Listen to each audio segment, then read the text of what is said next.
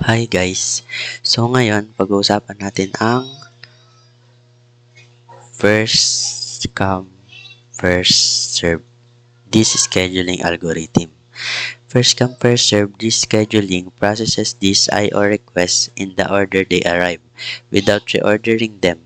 This algorithm is simple and fair, but it can lead to inefficient seek time due to the lack of optimization for the disk heads movement.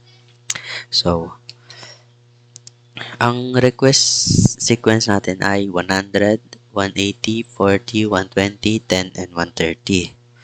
So, dahil ang initial starting track natin ay 50, mag-uumpisa tayo sa 50. Yan. And dahil first come first serve to, pag susunod-sunodin lang natin sila. So, 50 to 100. 100 dito. Yan.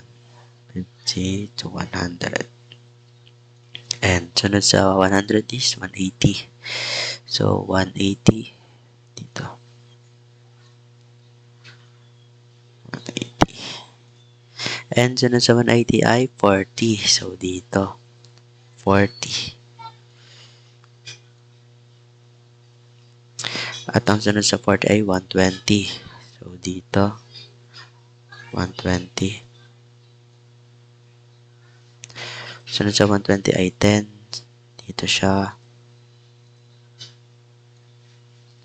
At sunod sa 10 ay 130. 130.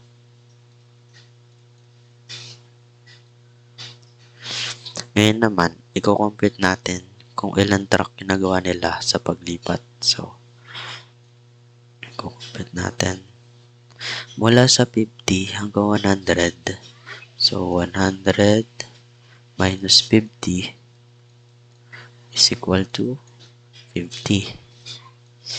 So, naka 50 track siya. And mula naman sa 100 hanggang 180 ay 180 minus 100 ay naka 80 track siya. So, mula naman sa 180 hanggang 40. So, 180 ay 180. 180 minus 40. So, naka 140 track siya.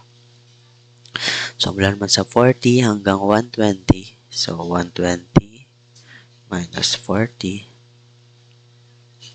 ay naka 80 track siya.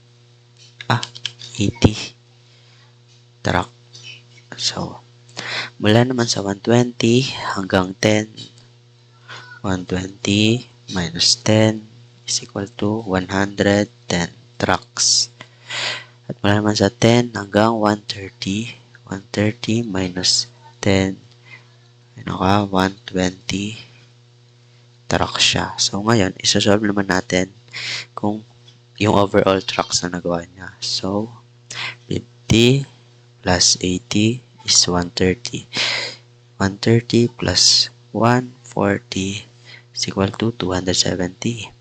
270 plus 80 is 350. 350 plus 110 is 460. 460 plus 120 is 580. 580. So, naka 580 track siya. So, yun lang po ang first come first serve this scheduling algorithm. Thank you.